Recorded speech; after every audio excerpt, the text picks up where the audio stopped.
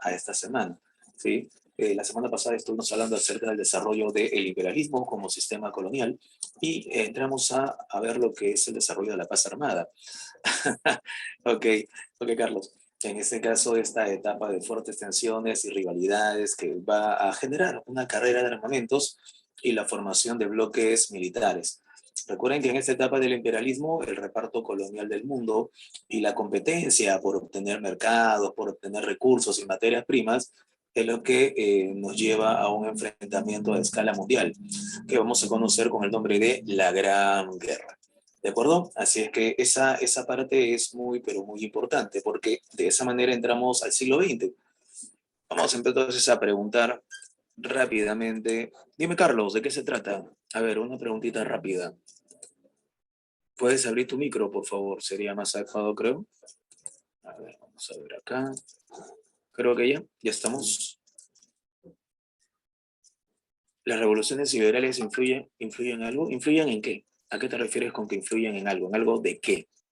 Ah, ¿influyen en qué? ¿A qué hace referencia con eso?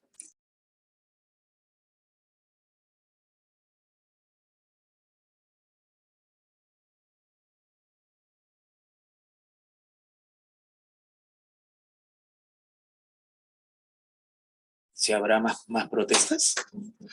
Ah, la Revolución Liberal de 1848 genera la creación de la Segunda República y la Segunda República establece o permite el desarrollo del sufragio universal. Cuando hablamos del sufragio universal, hablamos del derecho de todos los ciudadanos a que puedan emitir su voto. Y eso es lo que va a permitir entonces que en Francia se instaure un régimen de tipo republicano. ¿De acuerdo? Ok, pero ¿a qué te refieres con las protestas? Sigo sin entender. Sí, Juan, correcto. Durante la etapa victoriana, Inglaterra se convierte en la primera potencia a escala mundial. ¿De acuerdo? Así es, correcto. Siempre han habido, las protestas se mantienen hasta el día de hoy. Correcto, Carlos. Las protestas se mantienen hasta el día de hoy. Pero las revoluciones liberales no es que hayan generado o hayan permitido que haya más protestas. Las protestas y los reclamos tienen distintas observaciones, distintos objetivos. Por ejemplo, el derecho al voto, por ejemplo, el derecho a mejores condiciones laborales, a mejores condiciones salariales, etcétera. ¿De acuerdo? Sí, sí, correcto, Pablo. Uno de esos reclamos es el voto femenino, por ejemplo. Así es que el movimiento feminista nace a partir del desarrollo de la revolución industrial y el desarrollo de todo el sistema que la burguesía va a implementar en el siglo XIX. Eso sí, sí es correcto. Muy bien, vamos a hablar entonces acerca de que esta semana entramos con el desarrollo de la Gran Guerra, o como hoy día la conocemos con el nombre de la Primera Guerra Mundial. ¿De acuerdo? Así es que gracias a esa Primera Guerra Mundial es que el mundo cambia completamente. Hablamos ya del mundo contemporáneo. Listo. Un ratito para poder solucionar este problema del audio.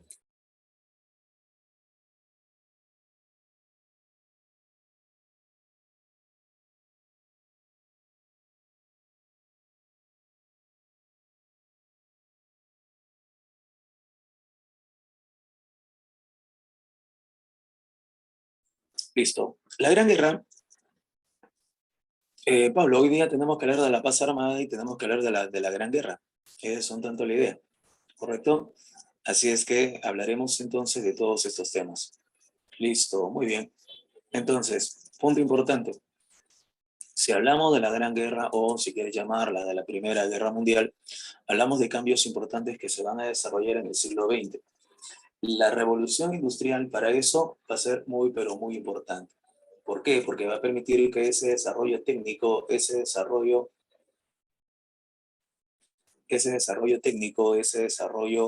científico genere innovación militar. Se puedan crear nuevos instrumentos de guerra, se puedan crear nuevo tipo de armamento y con ello la muerte obviamente sea más brutal, más sanguinaria.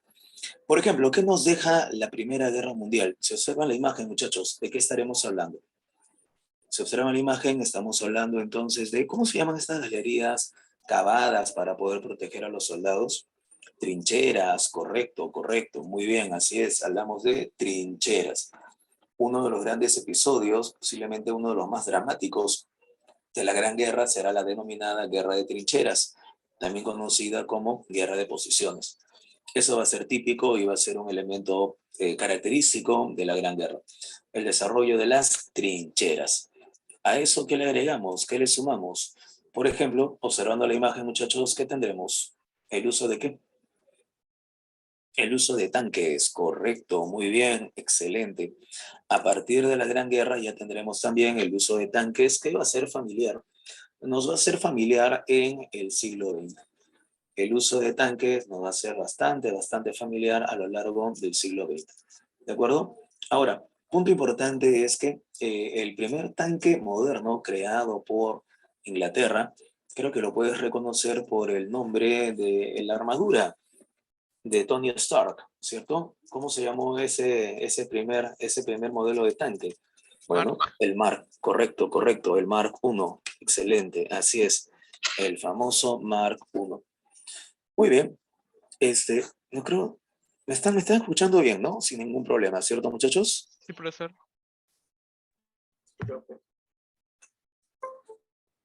Sí, ahora sí. Ya, listo, muy bien. Siempre hay problemas con los audios, pero bueno, parece que ya estamos. Oui.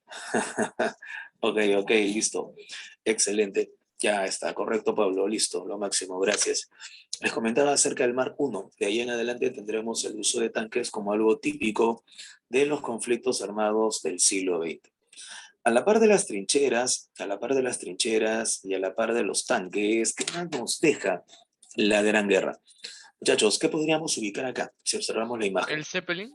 Correcto, los cepelines. Estos cepelines serán conocidos con el nombre de dirigibles. En sus inicios se utilizaron para poder monitorear a las tropas, para poder ver por dónde se producían los desplazamientos de soldados, hacia dónde se dirigían los ejércitos. Y luego se utilizaron para poder ser objeto de bombardeos. Vale decir que a partir de los cepelines se van a empezar a bombardear ciudades.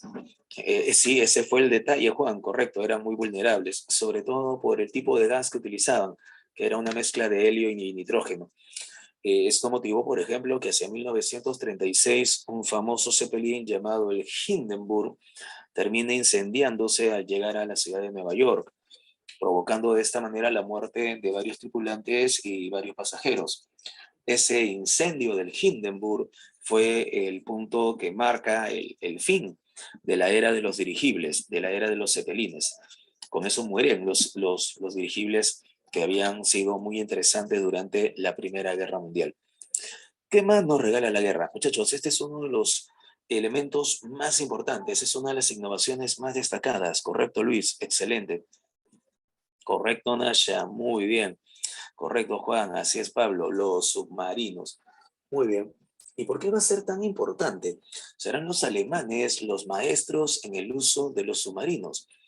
Precisamente será la guerra submarina irrestricta, guerra submarina ilimitada, planteada por Alemania con la intención de poder bloquear a los buques mercantes que llevasen provisiones a las potencias enemigas.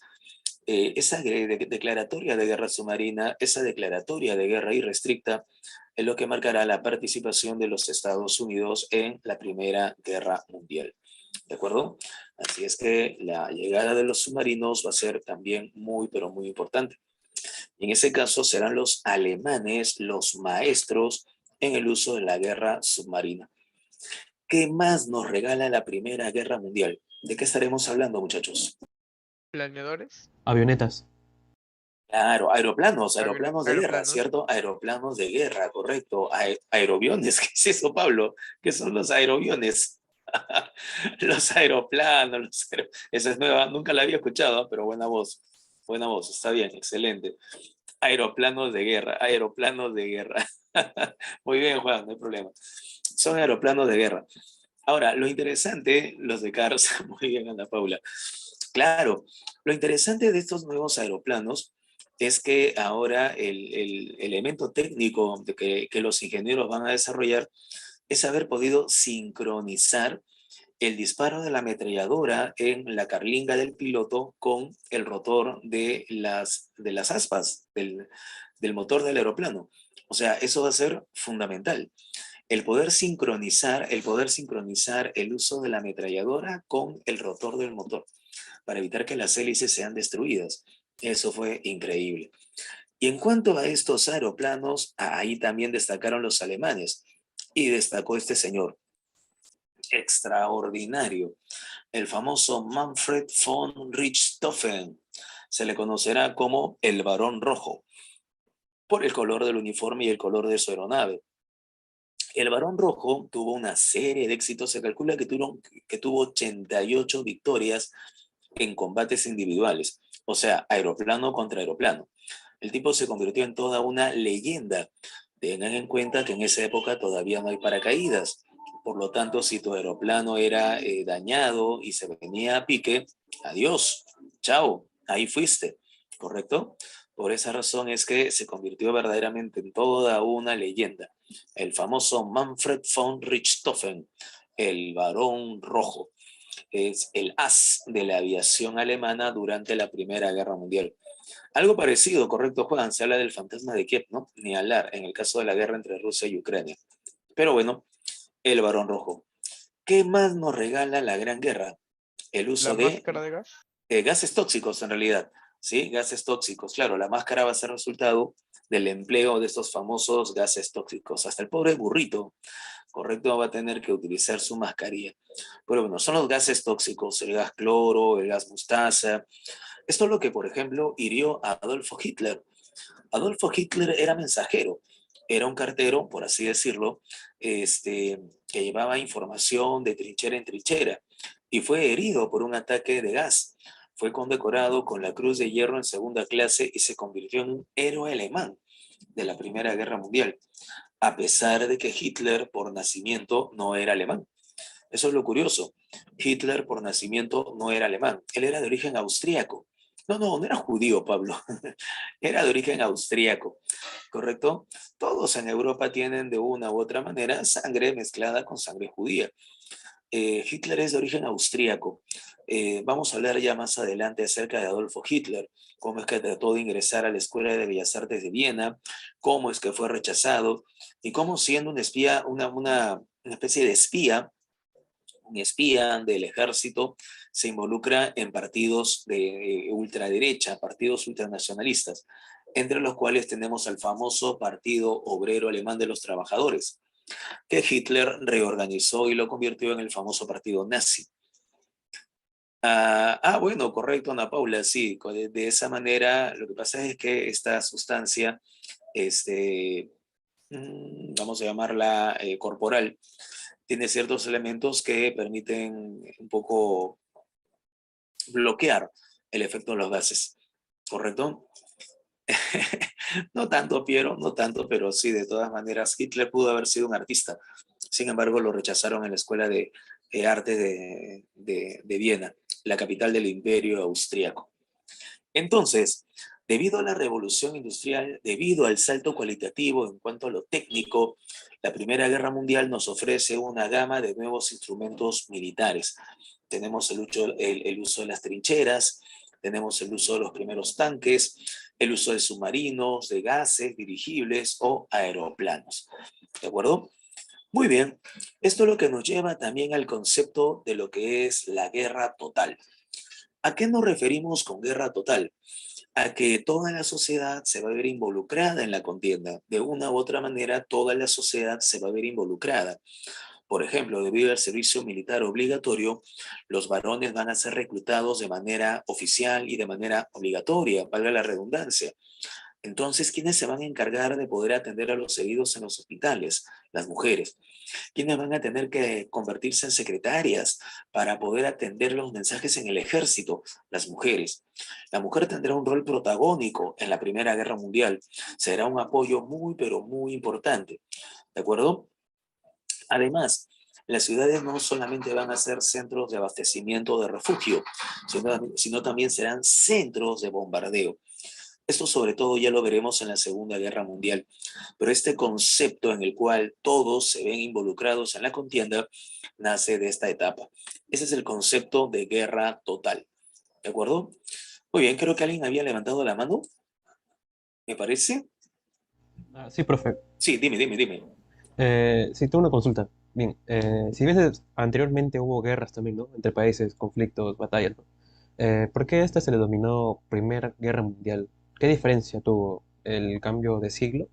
No, inicialmente se le conoció como la Gran Guerra. Lo que pasa es que hasta ese instante Europa no había presenciado un conflicto de tal envergadura, de tal magnitud y con tal cantidad de desastres. O sea, una cosa es ver cómo en una batalla mueren 3 o 4 mil soldados. Otra cosa es ver cómo en una batalla mueren 40, 60, 80 mil, 200 mil soldados. Entonces, la brutalidad de la guerra nunca se había dado hasta ese instante. Por eso es que los europeos le llamaron la Gran Guerra. Tuvieron que pasar unos 20 años para que estallara un segundo conflicto. Cuando estalla este segundo conflicto, entonces a la Gran Guerra le llaman Primera Guerra Mundial y a la otra le llaman Segunda Guerra Mundial. Obviamente a esta no le llamaron inicialmente Primera Guerra Mundial porque no sabían que se iba a producir una segunda y todavía más sangrienta. No sé si se entiende la idea. Sí, profe, gracias. Excelente, correcto, pero no debes olvidar el concepto de guerra total. Toda la sociedad se va a ver involucrada en la contienda. Ese concepto de guerra total llega a su apogeo con la Segunda Guerra Mundial. Ciudades indefensas como Dresde, en el caso de Alemania, o Coventry, en el caso de Inglaterra, van a ser brutalmente destruidas por los bombardeos, sean aliados o alemanes. Ni qué decir, ni qué decir del famoso ataque a las ciudades japonesas de Hiroshima y Nagasaki. Ya en la Segunda Guerra Mundial es el conflicto en el cual el concepto de guerra total llega a su apogeo. ¿De acuerdo?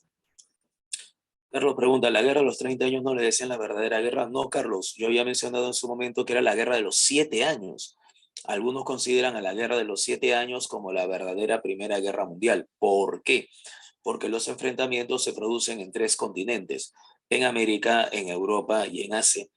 Porque esos enfrentamientos son de alcance mundial, es que algunos consideran a la guerra de los 7 años como la verdadera Primera Guerra Mundial. Juan pregunta si los niños también son incluidos, claro, en la preparación de casquetes para balas, en las fábricas. Recuerden que por la revolución industrial hay conflictos sociales y hay explotación infantil. Entonces sí, por supuesto. Ok, listo, muy bien. Ahora, pregunta de examen de admisión. ¿Cuál es el antecedente directo a la Primera Guerra Mundial? ¿Cuál es el antecedente directo a la Gran Guerra? Sencillo. La llamada paz armada. Correcto, muy bien, excelente.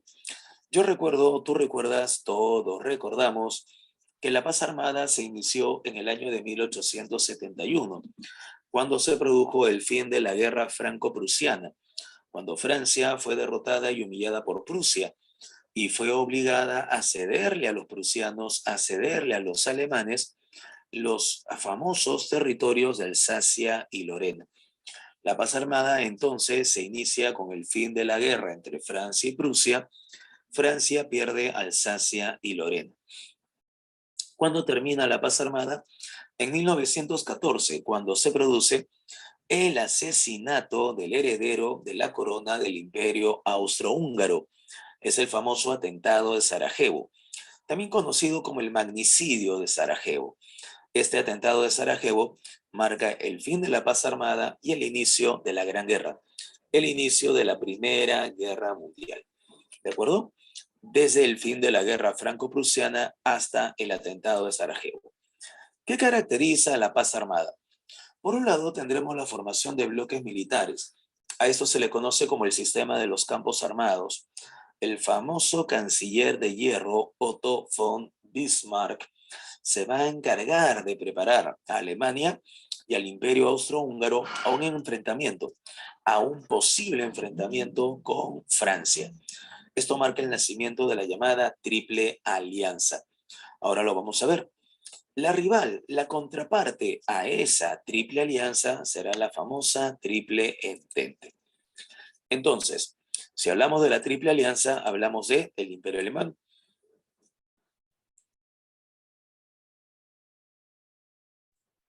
hablamos del Imperio Alemán, el Imperio Austrohúngaro y el Reino de Italia.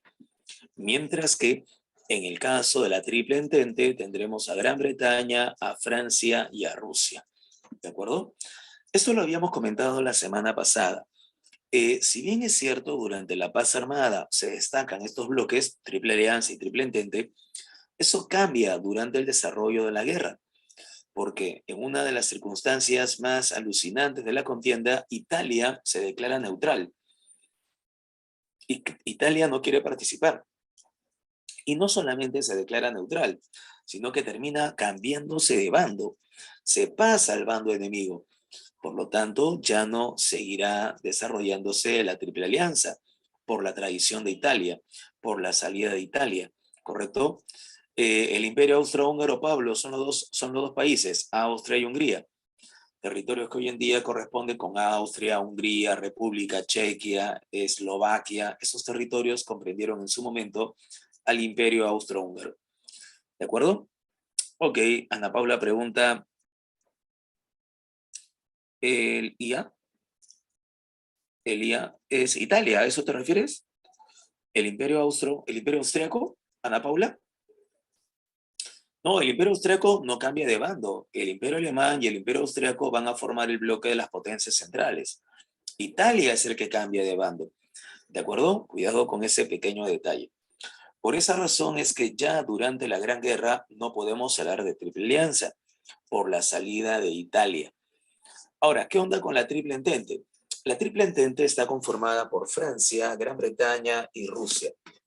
Acá uno podría preguntarse, pero Gran Bretaña, Francia y Rusia. A ver, británicos y franceses son liberales. No tienen nada que ver con el gobierno zarista de Rusia. Entonces, ¿por qué deciden formar un acuerdo con Rusia? La respuesta es sencilla. Porque si Gran Bretaña y Francia firman un acuerdo con Rusia, obligarán a los alemanes a que en caso de guerra tengan que combatir en dos frentes. Ese, a la larga, será el error que le cueste a Alemania la derrota en la Primera Guerra Mundial. ¿De acuerdo?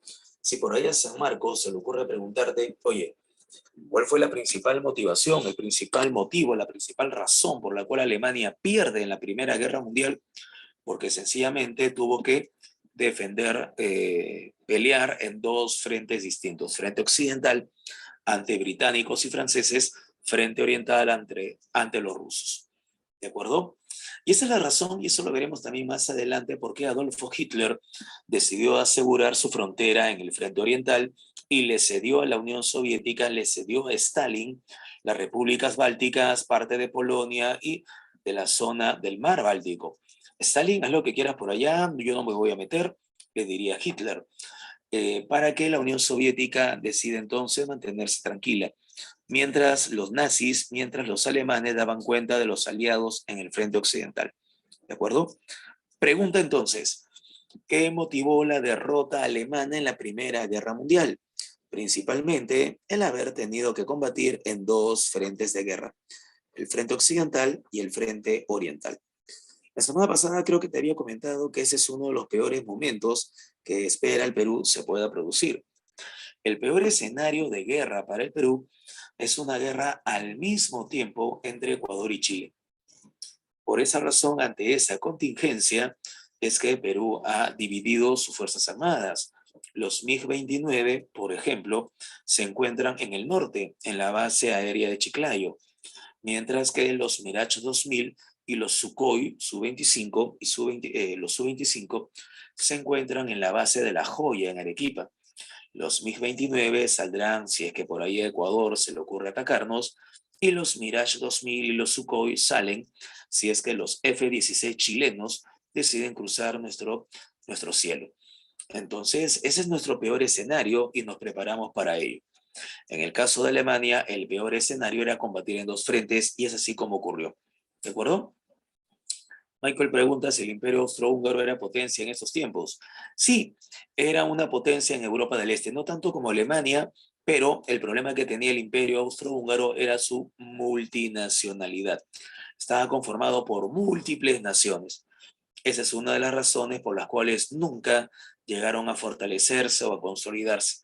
Tuvieron un gran poder económico, pero nunca llegaron a formar un solo Estado, debido a las múltiples naciones que conformaban el Imperio Austrohúngaro. ¿De acuerdo, Michael? ¿Sí? Ok, como siempre les he mencionado, muchachos, emitan sus comentarios o sus preguntas para todos. No lo pongan en un chat directo para que todos sepan de qué estamos hablando o por qué estoy haciendo tal o cual comentario. Pregunta de examen de admisión en San Marcos. Pregunta de dato. ¿Qué países conformaron la denominada Triple Alianza? Y la clave es Alemania, Austria-Hungría e Italia. Si por ahí la pregunta es, ¿y qué países conformaron la Triple Entente? Sencillo, Gran Bretaña, Francia y Rusia. ¿De acuerdo? Muchachos, hasta acá, ¿cómo vamos? ¿Nos estamos entendiendo?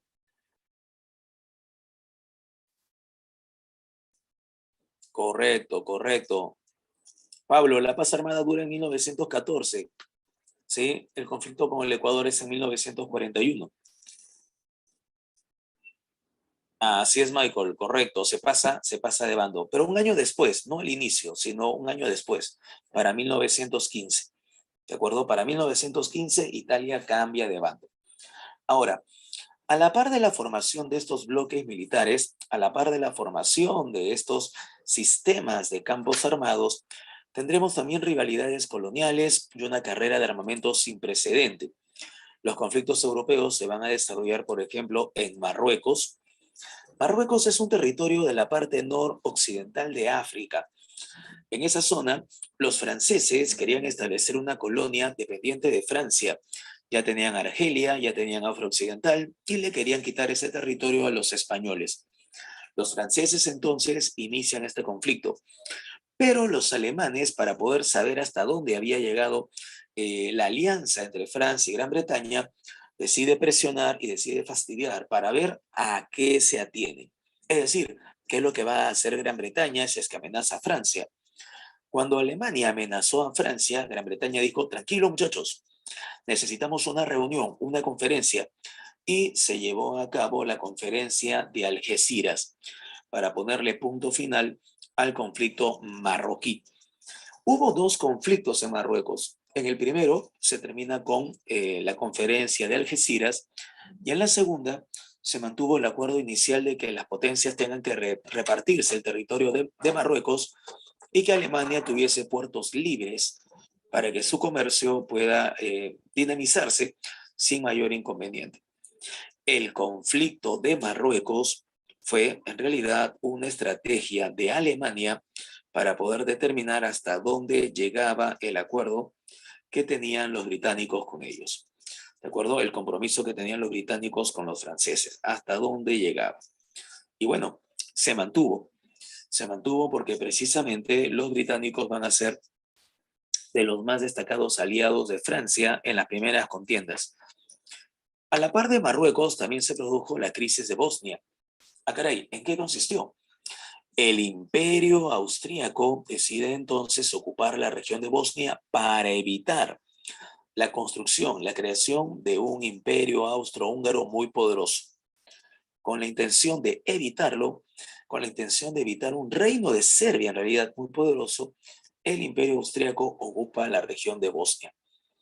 Ya te imaginarás que esto despertó entre los bosnios un rechazo constante, un rechazo y un sentimiento nacionalista, ultranacionalista, anti-austriaco.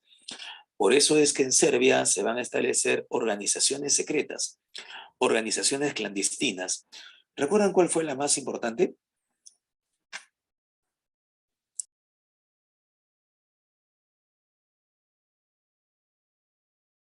Claro, Michael, excelente, muy bien. Se le va a conocer como la mano negra. La mano negra. Y es precisamente la mano negra la que va a realizar el atentado de Sarajevo, el asesinato del archiduque Francisco Fernando. Otro de los conflictos que se lleva a cabo es el de la llamada crisis de los Balcanes, en la cual los territorios que se habían independizado del imperio turco, Grecia, Serbia, Bosnia, entre otros, ahora van a disputar territorios, pero entre ellos. Esta es la llamada crisis de los Balcanes. Y cualquier cosa que se pudiese generar en los Balcanes terminaría arrastrando a todas las demás potencias.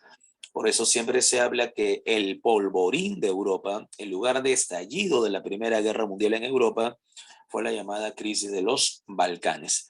la famosa península de los Balcanes. Entonces, hagamos un pequeño feedback.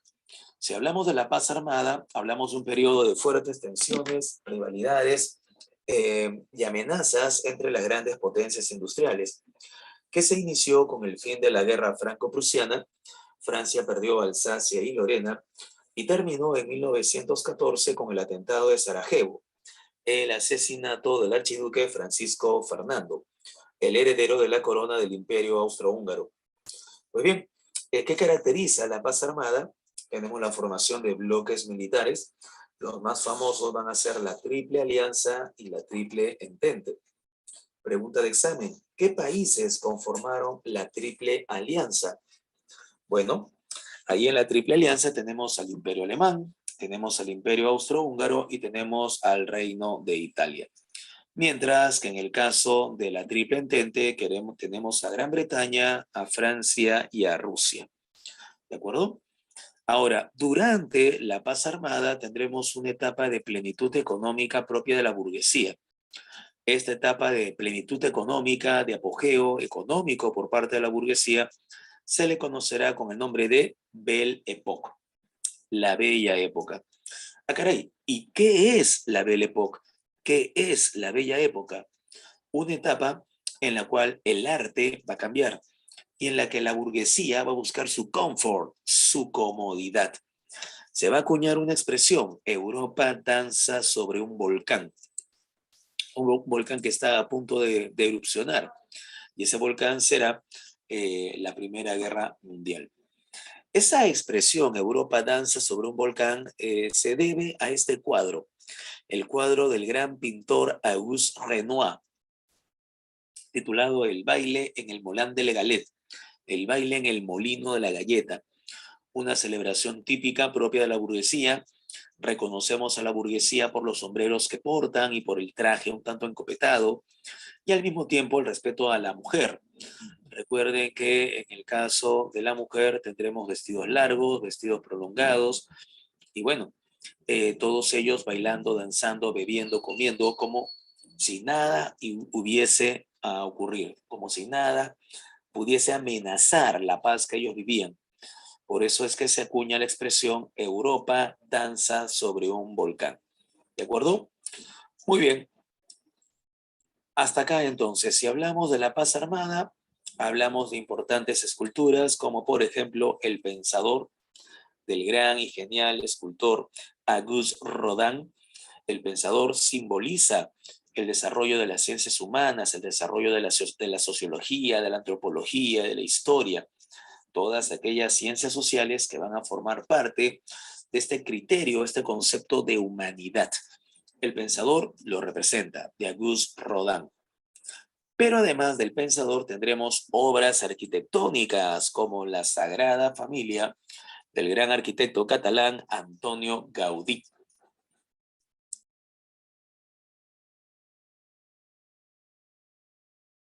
Una de las más famosas y posiblemente enigmáticas construcciones de España, del genial Antonio Gaudí. ¿Qué más corresponde con la Belle Époque, con la Bella Época? Tenemos este cuadro, espero que lo ubiquen. Ese cuadro se titula Las Señoritas de Aviñón. Y ese cuadro, titulado Las Señoritas de Aviñón, va a ser pintado por uno de los más grandes genios de la pintura contemporánea. Me refiero al famoso Pedro Pablo Picasso. Las Señoritas de Aviñón marcan entonces el inicio de una escuela de pintura llamada cubismo, escuela que reduce las formas de la naturaleza a cono, esfera y cilindro, algo que otro gran pintor llamado Cézanne había desarrollado, había iniciado. Bueno, eso es parte de la Belle Époque. Hablamos de obras escultóricas como El Pensador de Rodin, obras arquitectónicas como la Sagrada Familia de Rodin, o también hablamos de pinturas como las Señoritas de Aviñón. En este caso, del famoso Pedro Pablo Picasso. ¿De acuerdo? Ok, todo esto es Belle Époque, todo esto es Bella Época. Muchachos, ¿ubican este escritor? Wilde.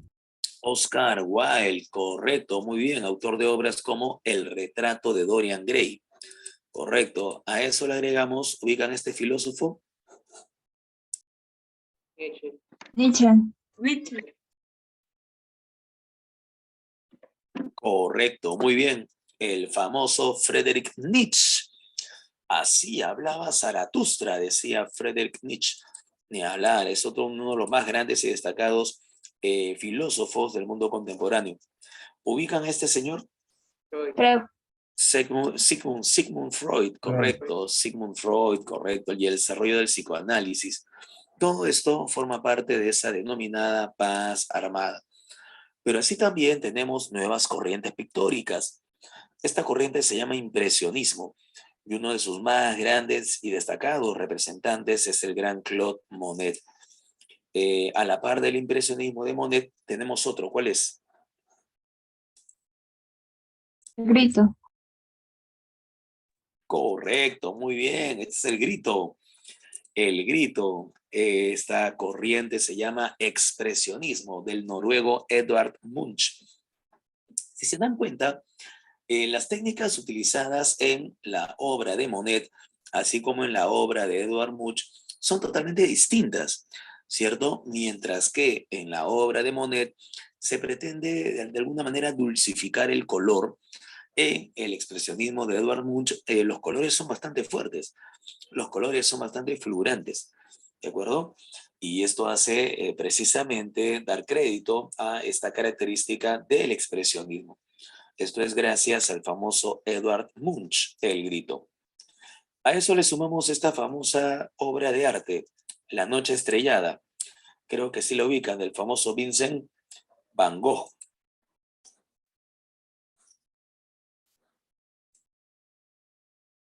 Con Van Gogh también tendremos el futurismo de Aldo Severini. Entonces tenemos nuevas corrientes artísticas, nuevas corrientes pictóricas. Muchachos, esto es importante porque también ha sido pregunta de examen de admisión en San Marcos. Durante la paz armada, y específicamente durante la Belle Époque, durante la Bella Época, claro, correcto, Pablo, correcto, Carlos, así es, se forman los ismos, es la época de las vanguardias. Y todos estos ismos y todas estas vanguardias, ¿qué tienen en común?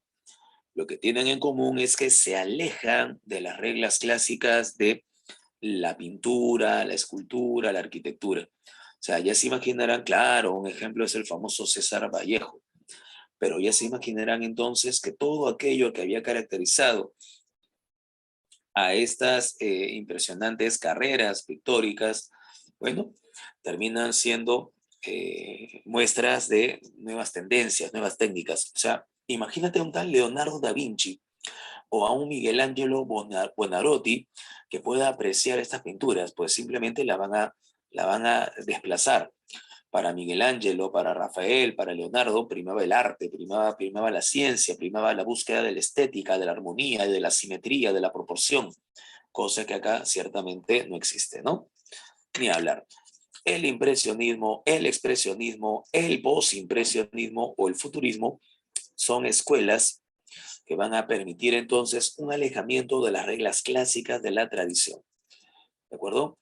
A eso le agregamos el uso de ¿qué? Muchachos, ¿cómo se llaman estos vehículos que transitan por medio de la electricidad? ¿Lo ubican? ¿Lo recuerdan? Tranvías, correcto, muy bien. Son los famosos tranvías. Curiosamente, la primera ciudad ordenada racionalmente en Europa fue Berlín. Berlín fue la primera que va a desarrollar suministro eléctrico, en la primera ciudad que va a tener alumbrado público, por ejemplo. Y en sus calles se van a utilizar los tranvías. Esto también forma parte de la Belle Époque. Esto también forma parte de la Bella Época.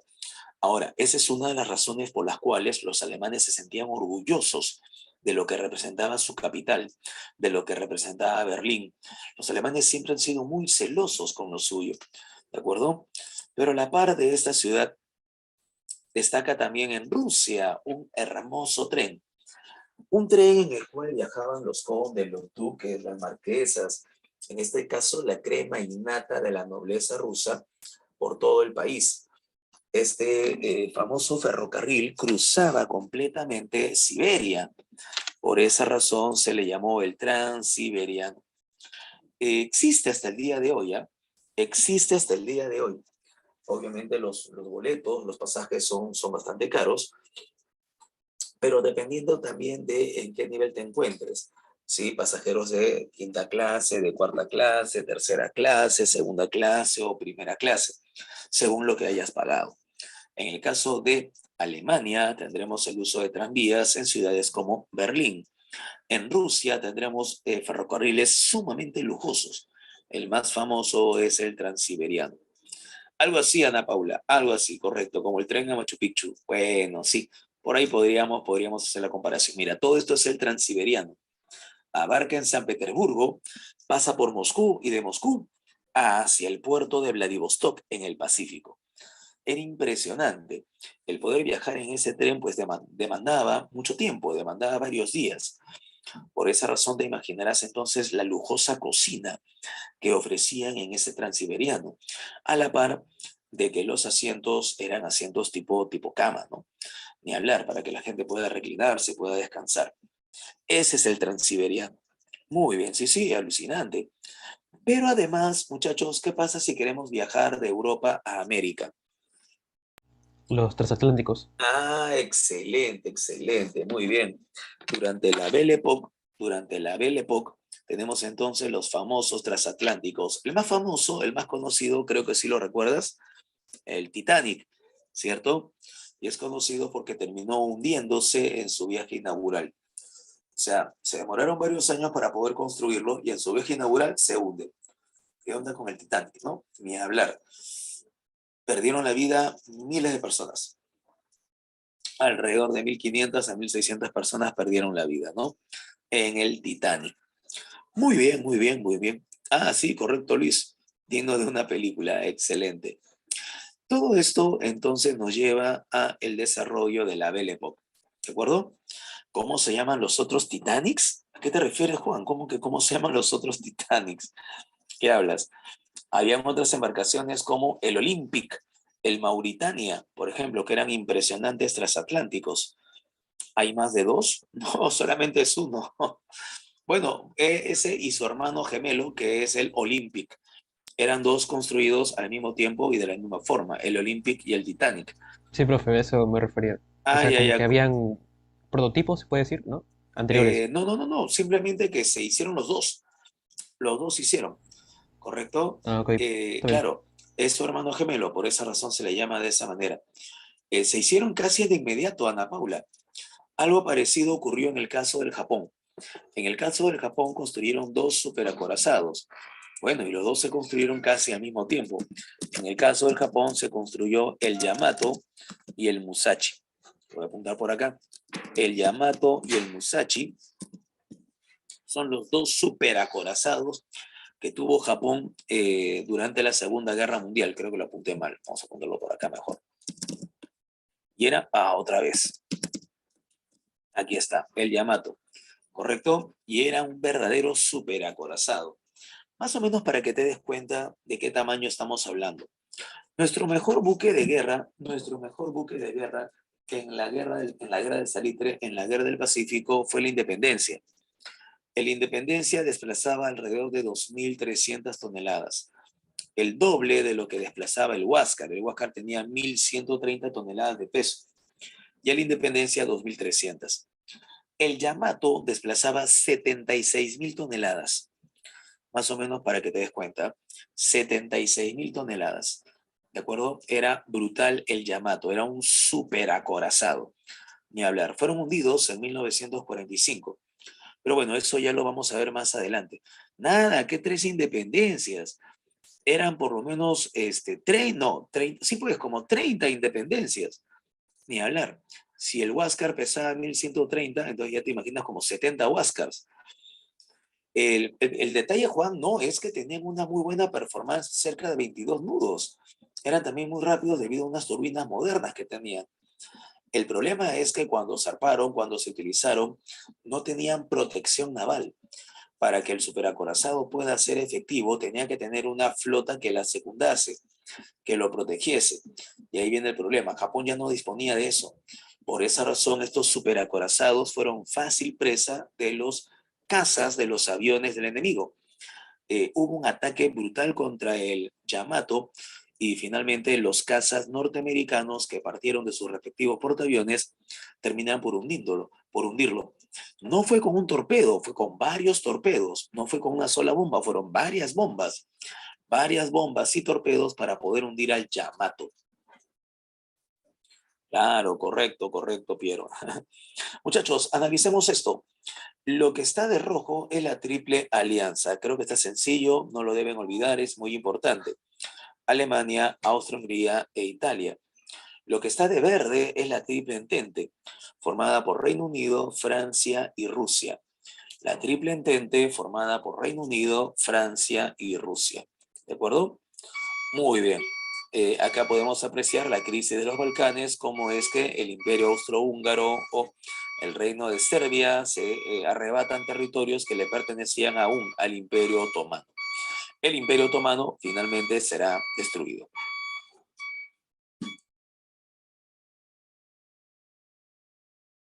Pablo, lo antagónico es lo opuesto, es lo contrario. Frente a la U está Alianza. Frente a Superman está Lex Luthor. Frente a la Triple Alianza estará la Triple Entente. Lo antagónico es lo contrario. Antagonismo significa contrario, opuesto. ¿Se entiende la idea, Pablo?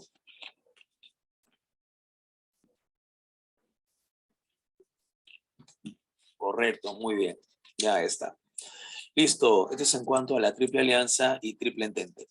En el año de 1908 se produce la crisis de Bosnia porque el Imperio Austrohúngaro se anexa a ese territorio.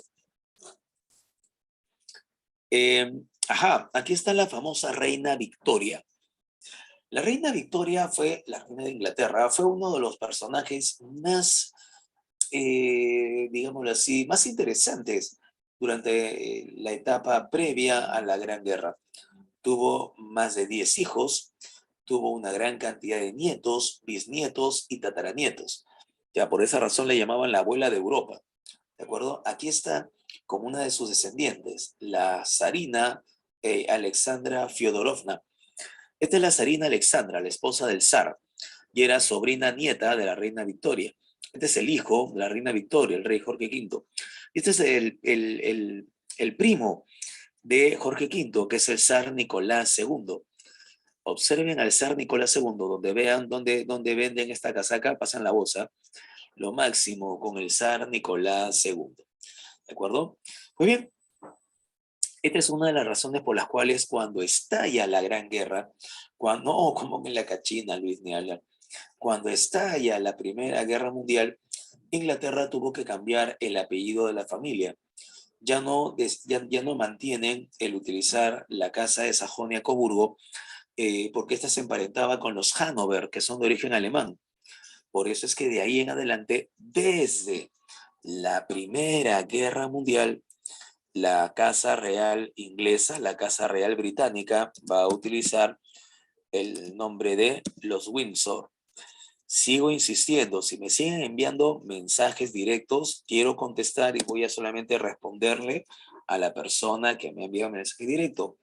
Envíen el mensaje para todos, no hay problema. Lo votamos, Ana Paula, qué radical. No, yo creo que vamos a poder tolerar un poquito más, no hay problema. Claro, el zar Nicolás II es el padre de Anastasia, de Olga, de María y del zarevich Alexis.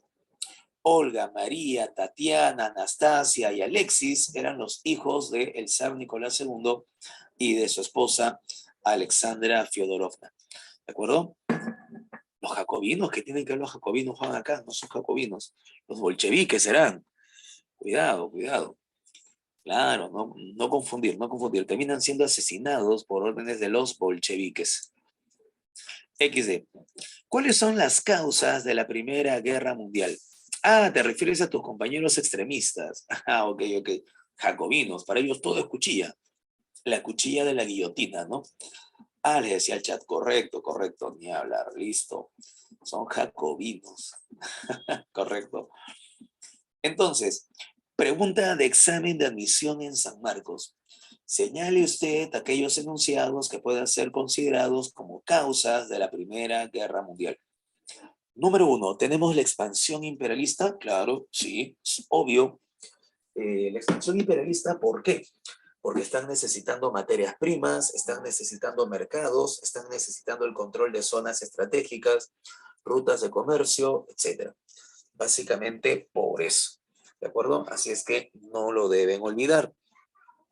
Expansión imperialista porque necesitamos recursos naturales. A la par de las materias primas necesitamos mercados, mercados coloniales. ¿De acuerdo? Eso es la expansión imperialista. A ello le agregamos el exaltado nacionalismo.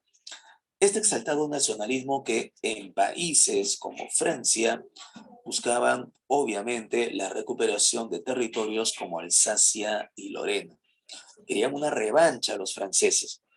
Ellos de alguna manera van a ser responsables de haber llevado a Alemania en la contienda. Estas son las dos causas más importantes. No hay que olvidarlas. La expansión imperialista por el reparto colonial del mundo. Están buscando competir y obtener mercados internacionales. Eso es importante. El exaltado nacionalismo que se va a utilizar como justificación de guerra. ¿De acuerdo? ¿La guerra es justificada? Sí. ¿Por qué? Porque están amenazando mi país. Francia quiere quitarme Alsacia y Lorena y los reclama como suyos. Guerra contra Francia. Rusia quiere tener una mayor influencia en el área de los Balcanes, perjudicándonos a nosotros los austríacos. Guerra contra Rusia. Entonces, ese es el exaltado nacionalismo que se va a utilizar como justificación de guerra. Muy bien, le añadimos el sistema de los campos armados que ya hemos mencionado y la crisis de los Balcanes. El pretexto, el atentado de Sarajevo, el asesinato del archiduque Francisco Fernando. ¿Qué había ocurrido? Te he comentado que debido a que el imperio austríaco ocupa arbitrariamente la región de Bosnia, los bosnios van a tener entonces un sentimiento ultranacionalista anti-austríaco. Muchachos, hasta ahora, ¿por qué le tenemos cierta aversión a los chilenos? ¿Cuál es la razón por la cual todavía tenemos cierto resentimiento con los chilenos? ¿A qué se debe? Pero ¿cuál es la razón? ¿Patriotismo? Al repaso. Al repase, ya, pero bueno, la guerra con Chile, ¿cierto? Porque fuimos derrotados en la guerra con Chile, en la guerra del Salitre. ¿Se acuerdan de eso, cierto? Y perdimos todo Tarapacá y en teoría por un lapso de 10 años Arica y Tacna. Digo en teoría porque a la larga, bueno, perdimos Arica y nos quedamos con Tacna. Ni hablar, pero es básicamente debido a todo lo que Chile hizo durante la guerra del Pacífico. Sus victorias con bastante derramamiento de sangre, la obtención de territorios importantes y la destrucción de las haciendas azucareras del norte. Recordarán la expedición del célebre Patricio Lynch, por ejemplo. Un bombazo, ok. Qué radical, qué radical. Entonces, de una u otra forma, de una u otra manera, todavía tenemos ese recelo contra los chilenos. Algo parecido tienen los bosnios. Cuando el imperio austrohúngaro ocupa Bosnia, los bosnios se sintieron entonces como que ya no había posibilidades de una independencia, como que ya no había posibilidades de mantener su autonomía, porque ahora los austríacos han ocupado ese territorio. Entonces hay un recelo, hay un resentimiento de los serbios, en este caso de los bosnios, contra los austriacos. ¿Qué procede entonces? Matar a autoridades austríacas. Ya para esto, el emperador austríaco Francisco José I había perdido lamentablemente a su hijo mayor. Se hablaba de un suicidio por amor que había realizado el hijo mayor del emperador Francisco I, Rodolfo Habsburgo, que se suicidó junto con su amante, una chiquilla de 18 años, en lo que se conocería como la tragedia del Mayerling. Poco después del suicidio de su hijo Rodolfo, se produjo la muerte de su esposa, la emperatriz Elizabeth, la famosa emperatriz Sisi. Eso motivó y deprimió a Francisco José, y decidió nombrar como heredero a su sobrino que no tenía nada que ver ahí. Pero bueno, como no había otra cosa, entonces lo nombran a él como heredero. Como quien diciendo, a nada, ¿no? Sopas y de pollo. Entonces, por esa razón es que nombran a Francisco José. Francisco José nombra como nuevo heredero a Francisco Fernando, su heredero. Y este archiduque, Francisco Fernando, bien buena onda, diría, bueno, vamos a hacer todo lo posible para evitar el enfrentamiento con los bosnios y que para que vean que nosotros también somos buena onda, vamos a visitar su ciudad capital, Sarajevo. Oiga, señor, no, no lo haga. Se han formado organizaciones terroristas, antiaustriacas, lo odian, lo quieren ver muerto, están resentidos con los austriacos, no vaya. Y Francisco Fernando Masqui, algo así. Francisco Fernando, no, pero es que son parte del imperio. En algún momento van a ser mis súbditos, yo los voy a gobernar. Por lo tanto, para que sepan que somos buena onda. Y el tipo anuncia que va a visitar oficialmente la ciudad de Sarajevo el 28 de junio de 1914 y señala hacia qué lugares va a realizar, hacia qué lugares va a ir. O sea, el tipo un poco más y colocaba su letrerito, mátenme de una vez, ¿no? Pero bueno, ni hablar, terco, pues. En fin. Y a pesar de todo, fue. Cuando se enteraron de que iba a visitar la ciudad de Sarajevo, el heredero de la corona austríaca, la organización Mano Negra se puso a trabajar. Un grupo de 4 a 5 estudiantes de origen bosnio deciden entonces atacar. Inicialmente lanzaron granadas contra la comitiva, pero estas fallaron, hirieron a algunos soldados, pero la comitiva la siguió por delante, no hubo mayor inconveniente. Llegaron al cabildo, Francisco Fernando inició un discurso, que sí, ¿dónde está señor alcalde? Miren cómo me están tratando, yo que vine en son de paz, en fin. Pero luego de esto, cuando después del discurso y del brindis ya se estaba retirando, Francisco Fernando decidió visitar a los soldados heridos en el hospital y recorrió la misma ruta que lo había llevado al cabildo. Otro craso error. Y en una de esas, el chofer del archiduque equivoca el camino y en vez de ir hacia un lado, va hacia el otro en un cruce de calles, en un semáforo, por así decirlo, y bastaron esos minutos de cambio de semáforo y de que el coche, no sé si en alguna ocasión has visto cuando un coche dobla hacia la derecha y de ahí se da cuenta, oye, pero no era hacia acá, era hacia la izquierda. Entonces retrocede y luego ya, esos segundos en el que el coche se da cuenta de que tiene que retroceder, tiene que dar vuelta para ir por la otra dirección, ya, en esos segundos, un chiquillo de 19 años llamado Gavrilo Princip estaba en una esquina, en la esquina del sitio donde se produce este incidente, tomando un café y lamentándose de que en el primer atentado no habían logrado matar al archiduque. Y en eso levanta la mirada y ve que el archiduque está ahí, está doblando.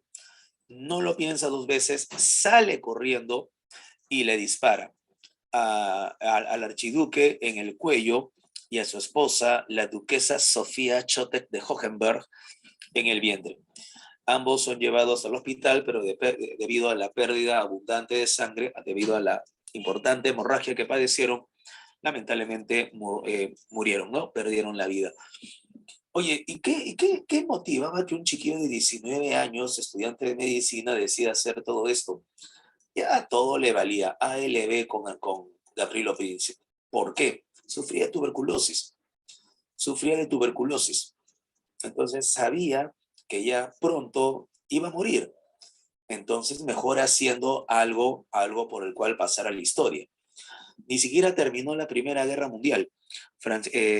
Gavrilo Princip murió en la cárcel en 1918 a causa precisamente de la tuberculosis. Y bueno, pasó a la historia. Claro está que poco antes de morir, él había mencionado de que si hubiese sabido lo que iba a provocar ese asesinato, pues nunca lo hubiese matado, ni hablar. Pablo, ¿por qué la rivalidad de los serbios hacia Austria? Porque los serbios querían a Bosnia para poder crear la Gran Serbia. pero ya no tenían Bosnia porque los austríacos se la habían quitado.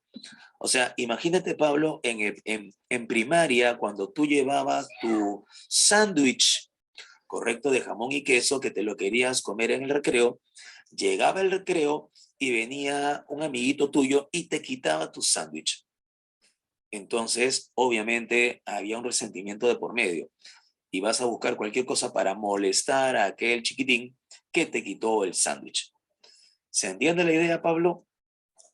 ¿Se capta la idea? Un lapazo nomás, ¿ok?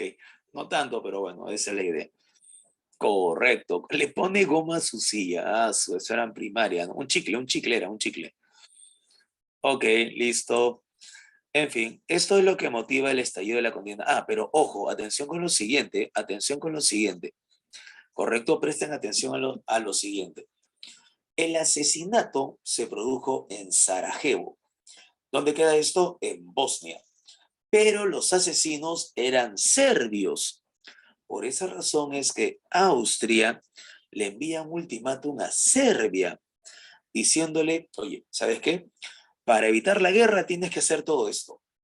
Y de los cerca de 40 artículos que tenía el ultimátum, Serbia los aceptó todos, con excepción de uno.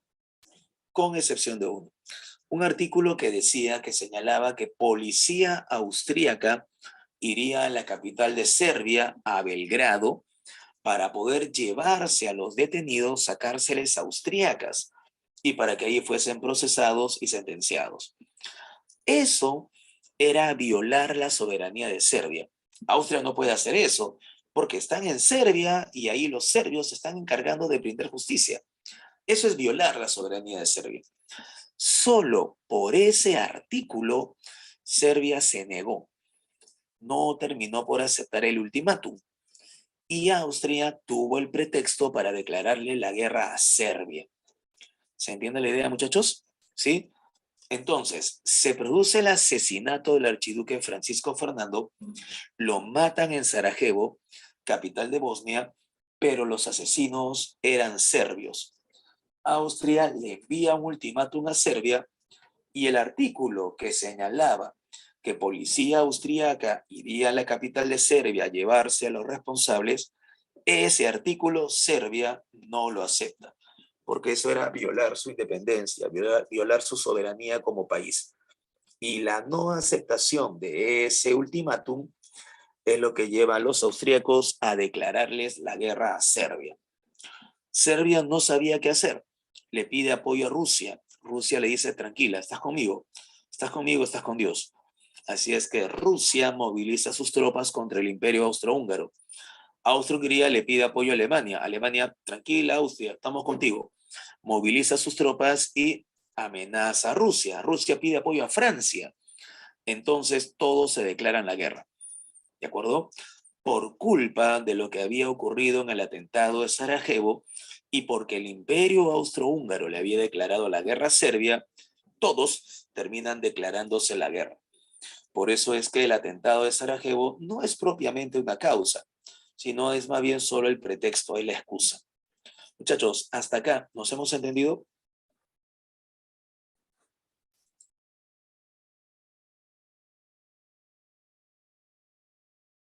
Claro, es un detonante, Luis, es un pretexto, es una excusa, nada más. ¿De acuerdo? Ahora, un punto importante. ¿Recuerdas que Alemania sabe que tiene que combatir en dos frentes? ¿Recuerdas eso? Te lo he comentado hace poco. Frente occidental y frente oriental. Claro, pero yes. Correcto, muy bien. Qué bacán su castellano, ¿eh? Oui, oui. Felizmente han escrito bien, oui, oui. Excelente, ya está. XD, XD. Entonces, no, ¿qué haces, Trilce? No, no escriban eso. Es horror para mis ojos en el chat. Ok. Entonces, les decía, Alemania sabe esto y por lo tanto Alemania ya había preparado un plan de ataque. Muchachos, a ver, entre nos, entre Francia, Gran Bretaña y Rusia, ¿cuál es el país más atrasado económicamente? Entre Gran Bretaña, Francia y Rusia. Claro, Rusia, correcto, muy bien. En esa época Rusia era el país más atrasado. Por lo tanto, Entre Gran Bretaña, Francia y Rusia, ¿cuál es el país que tiene la mayor cantidad de territorios por recorrer? Rusia, ¿cierto? Excelente. Entonces, como resultado de todo esto, como corolario, el país que va a demorar más tiempo en organizar a sus tropas, de acuerdo con el criterio alemán, va a ser Rusia. Eso es lo que aprovechamos, dirían los alemanes.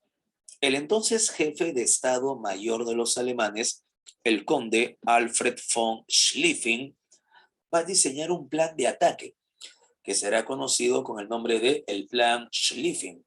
Ah, caray, ¿y en qué consiste el Plan Schlieffen? Sencillo. Como Rusia va a demorar más tiempo en organizar a sus tropas, nos concentramos en el frente occidental. La idea del Plan Schlieffen era una victoria rápida sobre Francia, pero esta rápida victoria sobre Francia tendría que darse a partir de un rápido movimiento, de un rápido desplazamiento sobre un territorio en el cual los franceses no creían que se iba a producir un ataque. Esto es por el norte, por la zona de Bélgica. El plan Schlieffen consistía entonces en un ataque a Bélgica.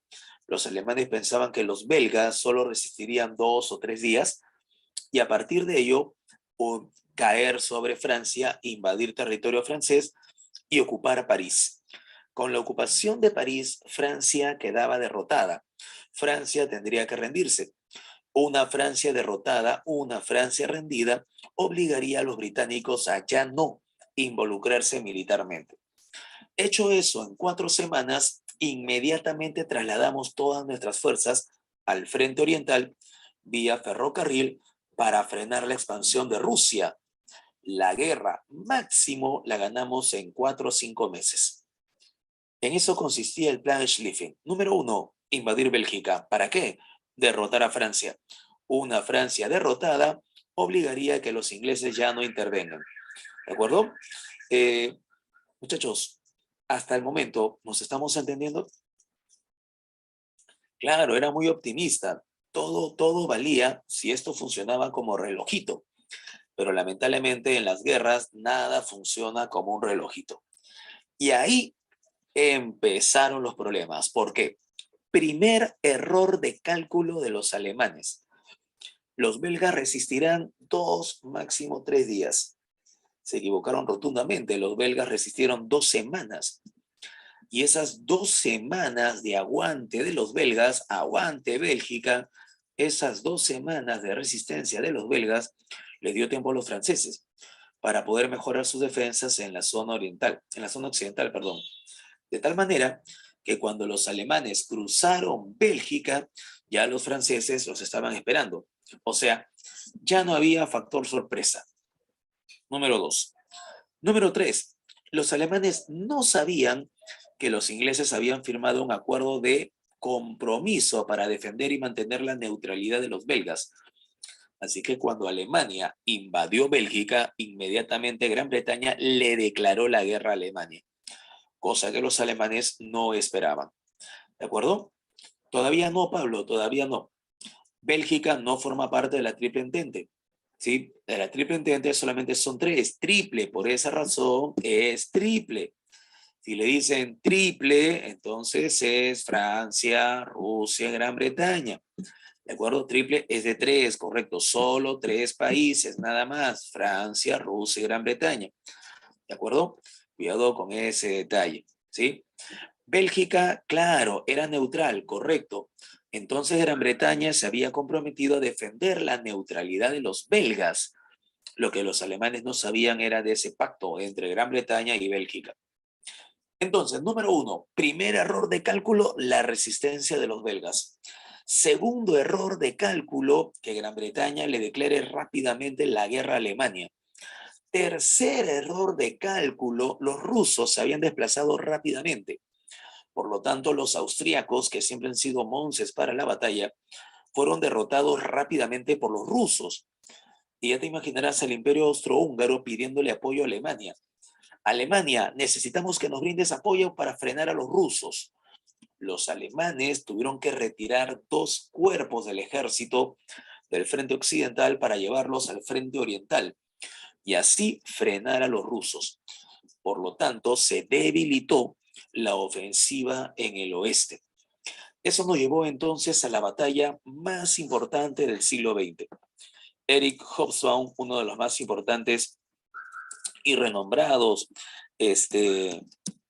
historiadores del siglo XX, nos señala de que la batalla del río Marne, o simplemente conocida como la batalla del Marne, fue la batalla más crucial del siglo XX. ¿A qué onda? ¿Qué pasó? ¿Por qué? Contrafacto, Ucronía. ¿Qué hubiese pasado si Alemania hubiese perdido en esa batalla? Si Alemania hubiese perdido en esa batalla, nunca se hubiese firmado un tratado de Versalles.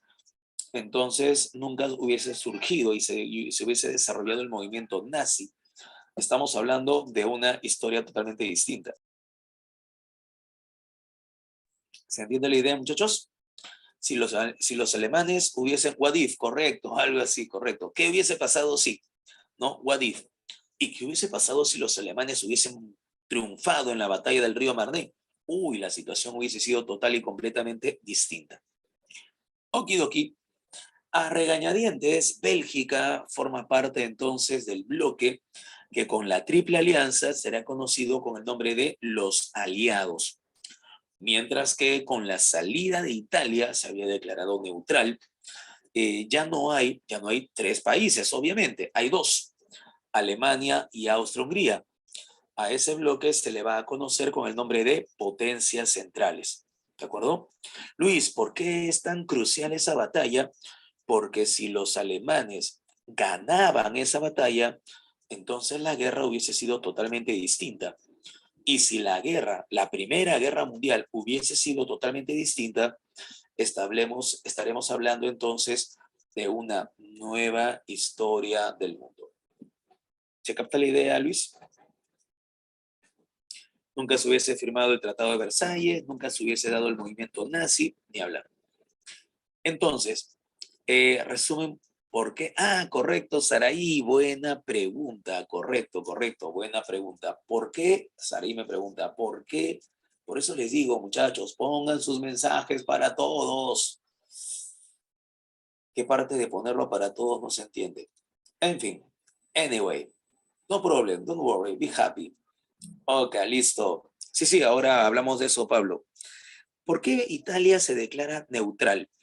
Italia en el siglo XIX tenía un cierto recelo con los austríacos, porque Italia quería recuperar algunas áreas, algunos territorios de la región austríaca de los Balcanes, la región de Dalmacia, Trieste, Istria. En fin, Italia señalaba que esos territorios históricamente le pertenecían. Pero bueno, ahí quedó el asunto. Cuando nació la Triple Alianza, la idea de los italianos era tener a alguien que los ayude en caso de una guerra contra Francia.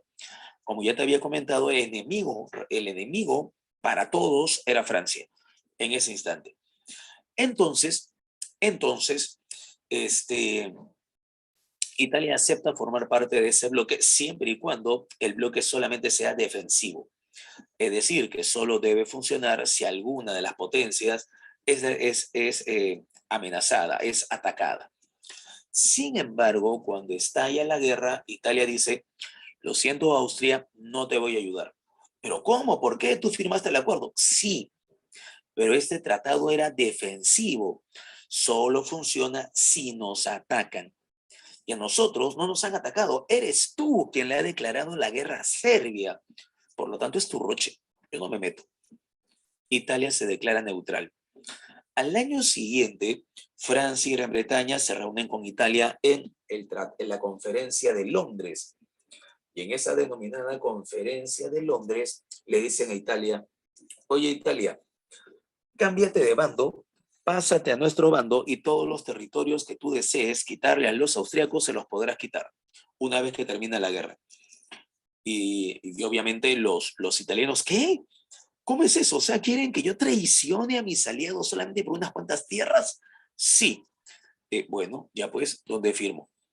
Así es que Italia se cambió de bando. ¿De acuerdo? Aceptó. Pero acá viene el detalle. Muchachos, termina la guerra y se llevan a cabo las negociaciones de paz en la ciudad de París. Llega el representante italiano Vittorio Orlando a reclamar ¿qué? Las tierras. Claro, que les habían prometido. Es como si el Perú nos hubiesen prometido, vas a recuperar Arica y Tarapacá, y no nos dan nada. Entonces Italia fue con esa esperanza. F por Italia. No le dieron sino solamente unas cuantas cositas. Te hemos prometido esto, lo otro, ya bueno, quédate con un par de islas y no fastidies. Ya te imaginarás que la población italiana se sintió engañada, frustrada, el sistema monárquico no funcionaba. ¿Y ahora qué hacemos? ¿Cierto? Y en esas circunstancias surge la figura de un tipo ultranacionalista llamado Benito Mussolini. Y Benito Mussolini va a difundir la llamada teoría de la victoria mutilada. Ah, caray, ¿qué significa esto? Teoría de la victoria mutilada. Vencimos, pero no ganamos. Formamos parte del bloque vencedor, formamos parte del bloque de los aliados, pero no obtuvimos los territorios que nosotros esperábamos. Vencimos, pero no ganamos. Esa va a ser una de las razones para la formación del movimiento fascista, cuyo máximo dirigente fue el famoso Duce Benito Mussolini. ¿De acuerdo? ¿Se entiende la idea? ¿Hasta acá se entiende la idea? Excelente, ya está. Listo, claro, pero que yes. Alemania resentía de Francia porque Francia buscaba una revancha, Alsacia y Lorena. Además, Francia, hacia 1880, había ocupado el territorio de Túnez, que Italia lo quería. Italia quería Túnez, pero Francia le ganó por puesta de mano. Esta es la razón por la cual tanto los alemanes como los italianos tenían miedo a la expansión francesa. ¿De acuerdo? Así es que hasta acá. Creo que vamos bien. Creo que no hay mayor inconveniente, ¿cierto? Listo. Muy bien. Excelente. Muy bien, muy bien, muy bien. Ajá. Entonces, tenemos acá a Alemania, el inicio del Plan Schlieffen y los antagonistas. Por un lado tenemos las potencias centrales y por el otro lado tenemos a los aliados. Sobre Bélgica, que se alió a qué potencia. Bélgica había firmado con los británicos, Pablo, un tratado de neutralidad, de defensa su neutralidad. Cuando los alemanes invadieron Bélgica, son los británicos los que tratan de hacer respetar este tratado y le exigen a los alemanes el retiro. Los alemanes no hicieron caso y entonces Gran Bretaña le declaró la guerra a Alemania. ¿Se capta la idea, Pablo?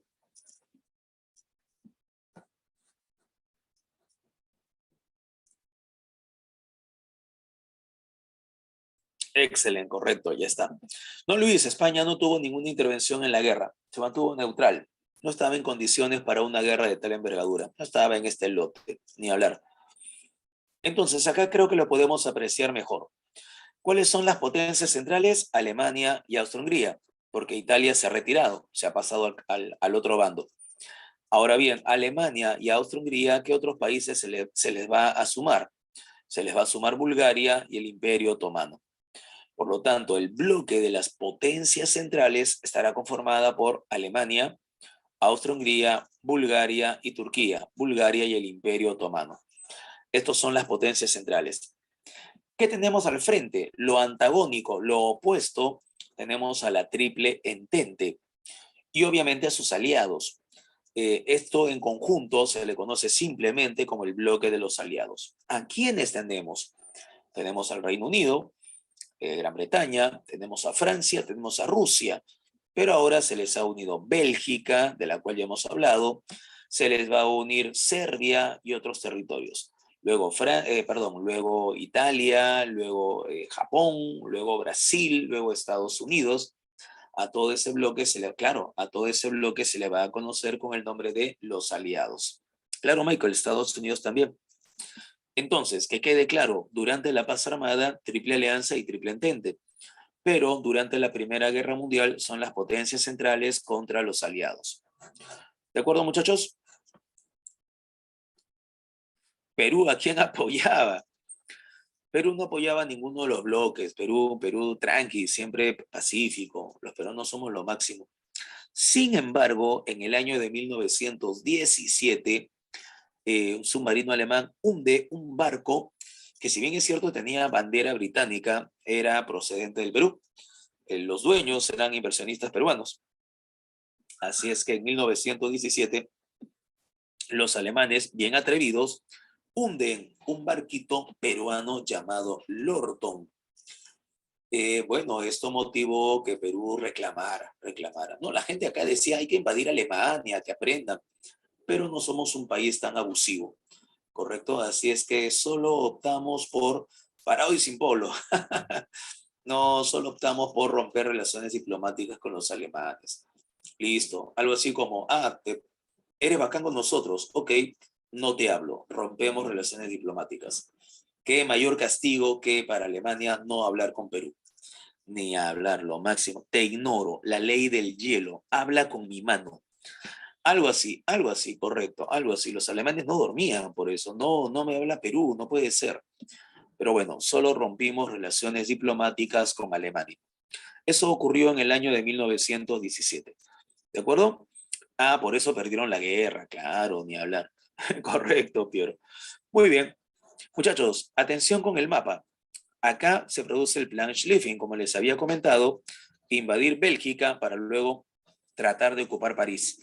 Pero los franceses logran detener a los alemanes en la famosa batalla del río Marne. La primera parte de la contienda es conocida como la Guerra de Movimientos Iniciales. En el frente occidental, Alemania inicia el plan Schlieffen y con el objetivo de derrotar rápidamente a Francia, pero sus tropas no pueden hacerlo. Mientras tanto, en el frente oriental, Rusia ya había movilizado rápidamente a sus efectivos militares y había logrado derrotar a los alemanes y a los austríacos en la batalla de Gumbinnen. Los rusos estaban on fire. Los rusos decían, no, ni hablar, acá no nos para nadie. No nos para hasta conquistar toda Europa. Los rusos siempre bien un poco alucinados. Pero bueno, eso ocurrió en el frente oriental. Mucho vodka, ni hablar. En el frente occidental, tras esos primeros movimientos iniciales, se produce la batalla del río Marne. Muchachos, anoten esto. Esto es muy, pero muy importante. La batalla del río Marne. El general en jefe del ejército francés, Joseph Joffre, logra detener el avance del ejército alemán acá. Y lo hizo prácticamente de manera milagrosa. Por eso es que a esto se le conoce como el milagro del Marne. ¿En qué sentido? ¿Qué onda? ¿Qué ocurrió? Lo que pasa es que el enfrentamiento dura varios días. Y tras esos varios días, obviamente había agotamiento de las tropas y se requerían refuerzos.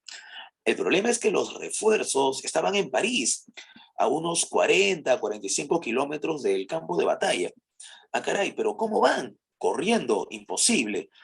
Entonces, el gobernador de París, de la capital, el general Gallieni, muchachos, ¿qué hizo? ¿Qué creen que hizo? ¿Qué requisó? Carritos, correcto, taxis, los taxis de París. Fue alucinante, ¿eh? Y en una hilera de taxis logró entonces enviar tropas al campo de batalla. 660 taxis Renault.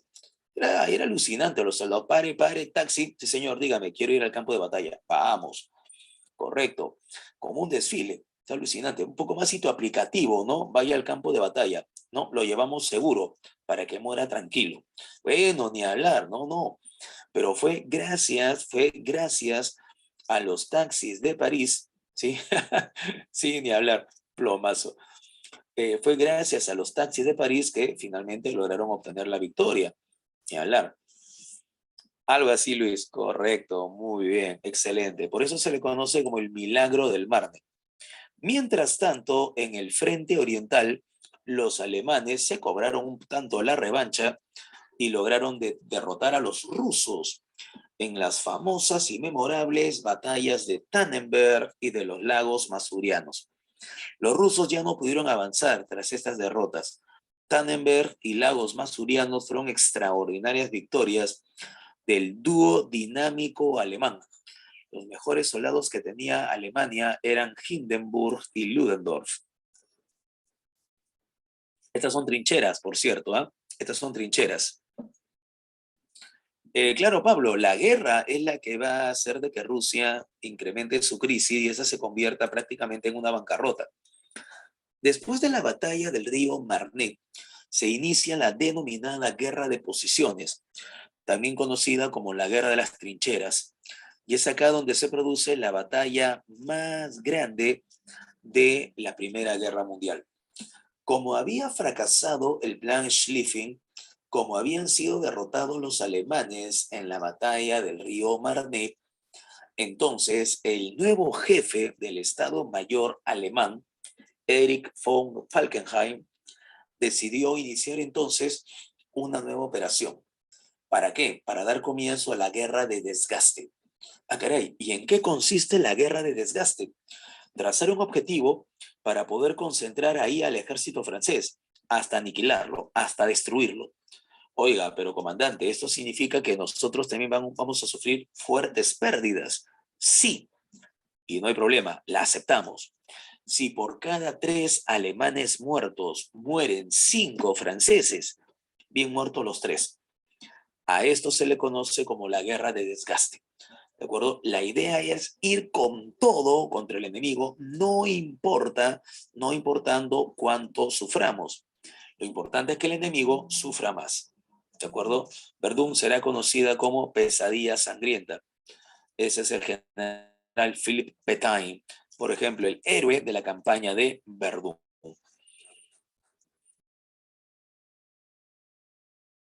No debes olvidar que la batalla de Verdún fue la más grande de la Primera Guerra Mundial.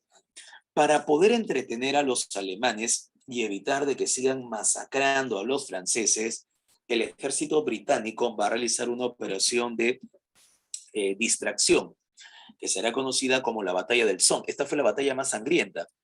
Esta instantánea es alucinante, ¿eh? Toman la fotografía en el instante en el cual el soldado recibe la bala mortal. Ni hablar. No hay que verlo porque es bastante triste. Mejor la pasamos por alto. ¿De acuerdo? Pero la batalla más sangrienta de la Primera Guerra Mundial fue la batalla del Somme. Y es ahí donde, muchachos, de acuerdo con la imagen, ¿cuál fue la innovación militar utilizada por los ingleses en la batalla del Somme? El Mark I, correcto, los tanques, excelente, ya está. Muy bien, muchachos, lo máximo. Es a partir de la batalla del Somme que se van a utilizar los tanques de guerra. ¿De acuerdo? Muy bien, listo. Pero llega, lo que les había comentado.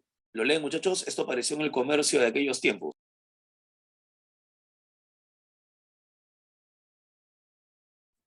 Y ya te imaginarás la indignación peruana, ¿no? Los peruanos indignadísimos.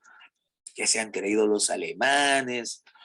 Nosotros tenemos sangre inca, ¿no? Inti derrota a Wotan, a Odín, ni hablar. Illapa derrota a Thor. Así es que, ¿qué se habrán creído los alemanes? Ni hablar. Despertó la bestia, ¿no? Ojo, hay 2 presidentes peruanos durante la Primera Guerra Mundial. Del 14 al 15 es Óscar Raimundo Benavides y del 15 al 19 es José Pardo Ibarreda. ¿De acuerdo? Ahora, ¿qué es lo que te van a preguntar en un examen DECO tipo San Marcos? ¿La Primera Guerra Mundial de alguna manera favoreció nuestra economía? La respuesta es sí. ¿Por qué? Porque esa Primera Guerra Mundial promovió la venta de exportaciones. No solamente el salitre, Juan, sino una gran variedad de productos agrícolas y productos mineros, cobre, zinc, estaño. Entonces sí, de alguna manera, por lo menos en la primera parte, se favoreció el Perú con el incremento de las exportaciones. ¿Correcto? Eso vino después, correcto, Ana Paula. Cuando termina la Gran Guerra, empiezan el problema de la recesión. Muy bien. Sí, correcto, Juan. El salitre lo usaban para armas de fuego. Sniff, correcto. 2 presidentes peruanos durante la Primera Guerra Mundial. Muy bien, esto cambia el curso de la contienda, la intervención de los Estados Unidos. Pregunta de examen. ¿A qué se debe la intervención norteamericana en la Gran Guerra? Lo más importante, lo que siempre, always, debes recordar, es que Alemania, al decretar la guerra submarina irrestricta, al decretar la guerra submarina ilimitada, esto significa que vamos a hundir cualquier barco que pretenda llevar suministros a los países enemigos de Alemania, pues Alemania estaba violando el libre tránsito o la libertad de los mares, y Estados Unidos se iba a perjudicar económicamente. Esa es la causa principal. Había otras causas como que Alemania estaba buscando proteger los préstamos que había efectuado los países del Entente o algo por el estilo, pero la causa más importante es que Alemania decretó la guerra submarina irrestricta, con lo cual se perdió la libertad de los mares. ¿De acuerdo? Estados Unidos está en todas, claro, lo máximo. Si por ahí alguien dice, necesitamos un país que luche por la democracia, la libertad, la independencia, Estados Unidos, sí soy, sí soy. Siempre está en todas, lo máximo. Correcto. Ahora, ¿cuál fue el pretexto? Alemania sabe que si decreta guerra submarina ilimitada, va a motivar la intervención norteamericana. Eso lo sabe Alemania. Por esa razón es que Alemania prepara el plan B. Ah, caray, ¿y cuál es el plan B? México. Yo recuerdo, tú recuerdas, todos recordamos que los mexicanos habían quedado resentidos con los alemanes, perdón, con los norteamericanos, cuando Estados Unidos les quitó California, Nuevo México, Arizona, por la guerra de 1848, ¿de acuerdo? Entonces había un gran resentimiento mexicano contra Estados Unidos, y eso lo quería explotar Alemania. Alemania es experta para eso, ¿ah? Así es que la idea de los alemanes era incentivar a México para que México entre en guerra con Estados Unidos. Así Alemania entretenía a los norteamericanos acá en América, mientras que ella, es decir, Alemania, terminaba por derrotar a sus enemigos en Europa. Ese es el famoso telegrama Zimmermann. Fue lanzado por el secretario de Asuntos Exteriores Arthur Zimmermann. Este fue el pretexto que usó Estados Unidos para entrar en la Primera Guerra Mundial. ¿De acuerdo? Claro, ahora la pregunta del millón sería, oye, pero si le están ofreciendo eso a México, ¿por qué México no acepta? Sería buena onda, sería extraordinario. Lo que pasa es que México está pasando por una revolución, la Revolución Mexicana, en contra del famoso dictador Porfirio Díaz. Por esa razón es que México no estaba en condiciones de mantenerse en una guerra, menos con Estados Unidos. ¿De acuerdo? Así es que la propaganda hizo su efecto. Este es el presidente Wilson. Y el presidente Wilson será el presidente norteamericano durante la Primera Guerra Mundial. Listo. Mientras tanto, ¿qué pasaba en Rusia? En ese año de 1917, cuando Estados Unidos entra en la guerra, en ese mismo año también se produce una revolución en Rusia, en dos fases, la de los mencheviques y la de los bolcheviques. La de los bolcheviques es importante que la recuerden. ¿Por qué? Lo primero que hicieron los bolcheviques es cumplir con su promesa. Ah, caray, ¿y cuál había sido su promesa? Retirarse de la guerra. Evitar de que Rusia siga una verdadera hecatombe económica si continuaba con la guerra. Una vez que los bolcheviques toman el poder, lo siguiente que van a hacer será entonces negociar con los alemanes el retiro de la guerra por parte de los ejércitos rusos. Eso nos lleva, muchachos, pregunta de examen de admisión en San Marcos, a la firma del Tratado de Brest-Litovsk. ¿Qué es el Tratado de Brest-Litovsk?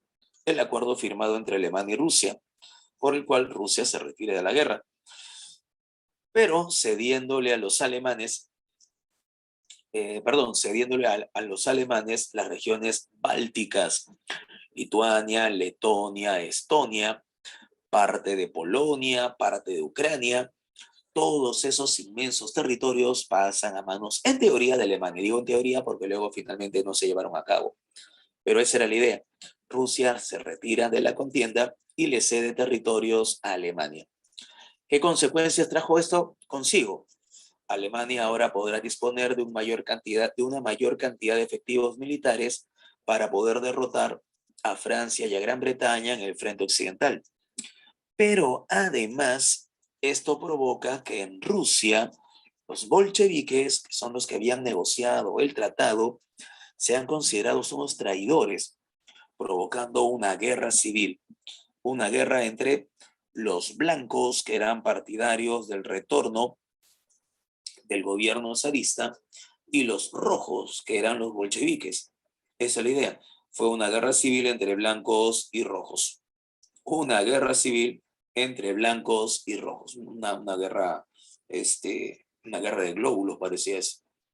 Triunfan los bolcheviques y poco tiempo después, en 1922, marcan el nacimiento de la URSS. Ah, caray, ¿y qué significa URSS? La Unión de Repúblicas Socialistas Soviéticas, el primer estado socialista de la historia, la Unión Soviética. Pero eso ya lo veremos más adelante. Muchachos, en el año de 1917 ocurren dos eventos significativos: la participación de Estados Unidos en la Primera Guerra Mundial y el estallido de la Revolución Rusa, que trae como consecuencia el nacimiento de la Unión Soviética. Los bolcheviques, Pablo, los bolcheviques. Lenin, Trotsky y Stalin. ¿De acuerdo? Muy bien, se produjo la Revolución de Noviembre en contra de continuar con la guerra. Esto provocó de que el Kaiser Guillermo II abdicara. ¿Qué es abdicar? Abdicar es renunciar a la corona. Se proclama la República y Alemania se rinde. Se rinde en un pequeño bosquecillo. Los franceses no querían que los alemanes firmaran en la ciudad de París. Por esa razón, obligan a los alemanes a la firma de su rendición en un vagón de tren en el pequeño bosquecillo de Compiègne. Ya te imaginarás que esto para los alemanes fue una tremenda afrenta. Por lo tanto, Hitler se va a vengar. Cuando los franceses son los que se rindan en 1940, durante la Segunda Guerra Mundial, van a preguntar: oye, Hitler, nos rendimos, ¿dónde firmamos? ¿Acá o en Berlín? Hitler les va a decir: ni en ninguno de esos lados. Van a firmar en el mismo vagón de tren donde ustedes nos hicieron firmar a nosotros en 1918. Y en ese mismo vagón de tren fueron los franceses los que se rindieron.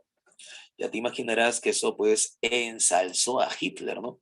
Hitler es otro lote, ni hablar. Este es el Kaiser Guillermo II. Muy bien, y este es el vagón de tren donde los alemanes fueron obligados a rendirse y que luego fue utilizado por los propios alemanes para que ahora se rindan los franceses. El ex que no se supera. Oh, ¿qué, Ana Paula? Ok, bueno, Ana Paula, tienes que superar a tu ex. Cuidado. Listo, muy bien. XD, XD. Entonces, no lo deben olvidar. La guerra submarina ilimitada es lo que motiva el ingreso de los Estados Unidos a la contienda, mientras que el pretexto será el telegrama Zimmerman. ¿De acuerdo? Terminamos con lo siguiente, muchachos, porque el tiempo ya nos gana. La participación norteamericana va a ser decisiva. Se lleva a cabo la Conferencia de París y con la Conferencia de París, la firma del Tratado de Versalles. Muchachos, por la firma del Tratado de Versalles, Alemania queda desmilitarizada. Alemania no debe ser otra vez una posible rival, no debe ser una amenaza para Europa. Dos, Alemania tiene que devolver todos los territorios ocupados.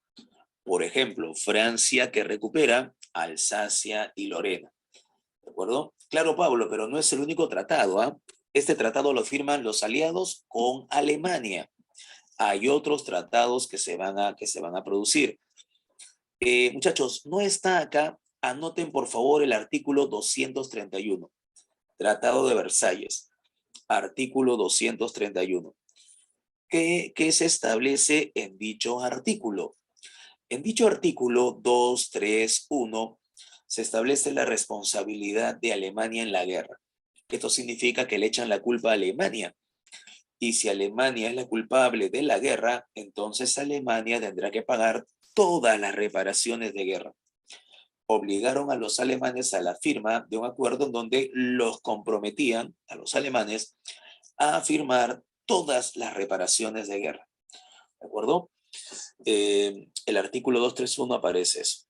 Juan pregunta, ¿cómo logran recuperarse tan rápido para la Segunda Guerra Mundial? No fue tan rápido, pero fue en la década de los 30. El desarrollo de la industria alemana y de importantes empresarios capitalistas como Ferdinand Porsche, que le regaló a Hitler el primer automóvil popular de Alemania, el famoso Volkswagen, ¿de acuerdo? Entre otros. Así es que fue en la década de los 30 y con la participación de una economía nacional e industrial es que Alemania repunta. Muy bien, Serbia quedó invicto. Serbia se unió a Bosnia y nació Yugoslavia. Eso también lo vamos a ver. Y esto es lo que establece el Tratado de Versalles. El país más perjudicado, Alemania. Queda desmilitarizada, tiene que devolver territorios, tiene que entregar colonias y tras el artículo 231 tiene que pagar todas las reparaciones de guerra. Muchachos, hasta el momento, ¿nos hemos entendido? Oui, oui. S'il vous plaît, merci beaucoup. Excelente, excelente, ya está. Muy bien, lo máximo. Veamos entonces las preguntas. En la primera, te dice, no fue una consecuencia de la Primera Guerra Mundial. Bueno, algo que no fue una consecuencia de esa Primera Guerra Mundial fue la creación de la ONU. Eso es consecuencia de la Segunda Guerra Mundial, la creación de la ONU. En la pregunta 2, consecuencias políticas de la Primera Guerra Mundial. La clave sería casa, el surgimiento de nuevos estados nacionales, como cuáles, Yugoslavia, Checoslovaquia, la Turquía republicana, ya no la del Imperio Otomano, sino la nueva Turquía. Bueno, todo esto surge como consecuencia de la Primera Guerra Mundial. De la 3, ¿cuál fue la principal causa económica? Muchachos, ¿qué marcarían en la 3?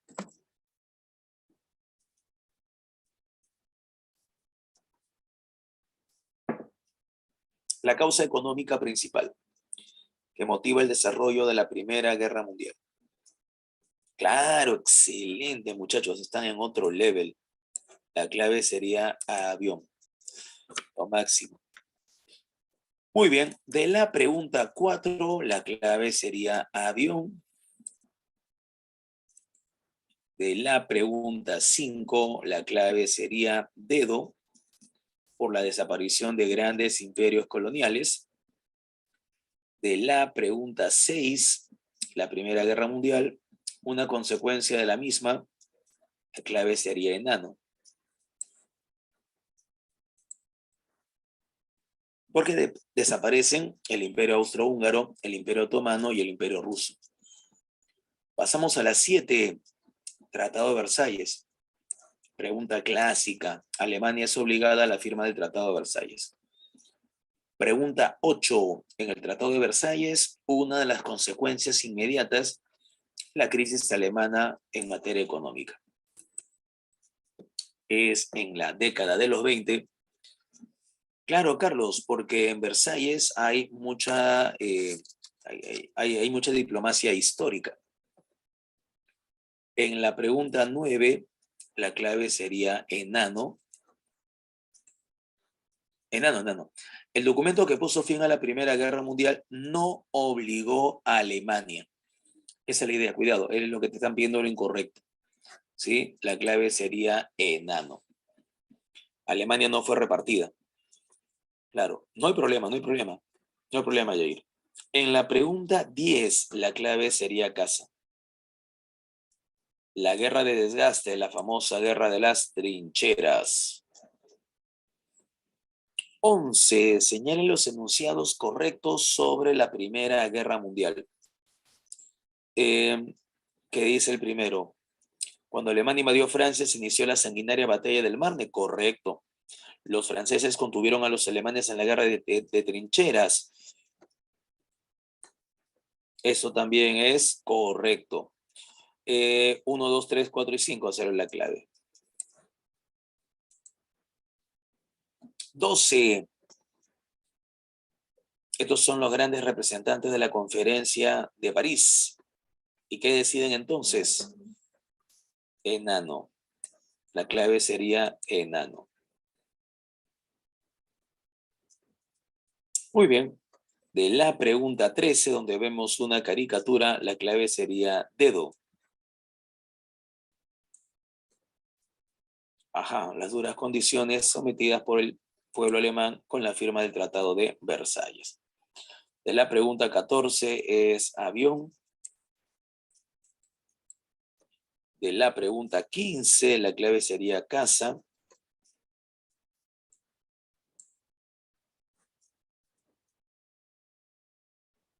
De la pregunta 15, la clave sería casa.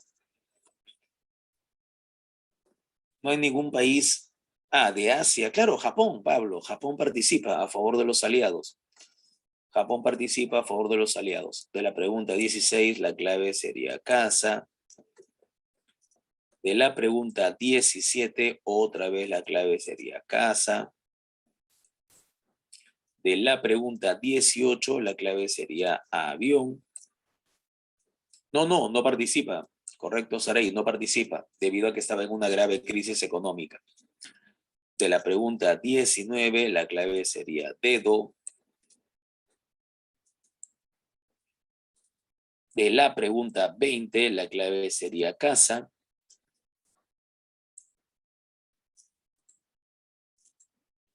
De la pregunta 21, ¿dónde estás? La clave sería beso. Y de la pregunta 22, la clave sería casa. Listo, muy bien, muchachos. Pero luego Japón está en contra de los... Claro, eso es en la Segunda Guerra Mundial, Pablo. Ya es otro contexto, ya es otra connotación. Muy bien, muchachos, hasta acá entonces hemos desarrollado la Primera Guerra Mundial. Igual la próxima semana entramos con el periodo entre guerras. Ethel, ¿me escuchas? ¿Estás por ahí? Sí, profesor, claro. Ya, correcto. Pasamos al quizzes entonces. Las tres primeras, ¿no? Las tres primeras. Sí, así es, de la semana 24. Ya, a ver. Ok, voy a compartir entonces. Ya. Desarrolla en África. Que se desarrolla en África por los territorios sudafricanos. Los Boers son los colonos holandeses. Correcto, así es, en contra del imperialismo. Bueno, Anglo-Boer, correcto. Esa es la clave, África. Muy bien, la siguiente, ¿cuál es? Bismarck fue canciller de Alemania, eso está recontra regalado.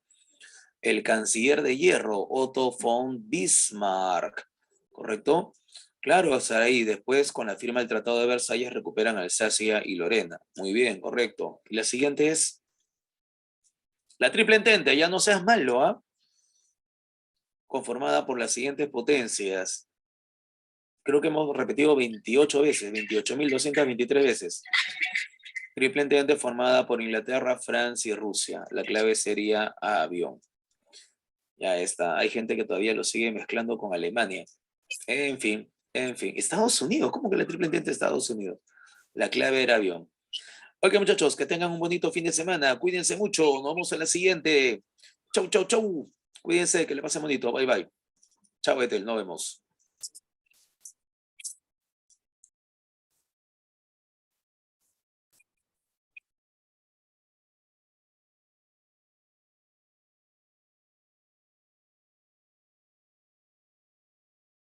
Muchas gracias, profesor.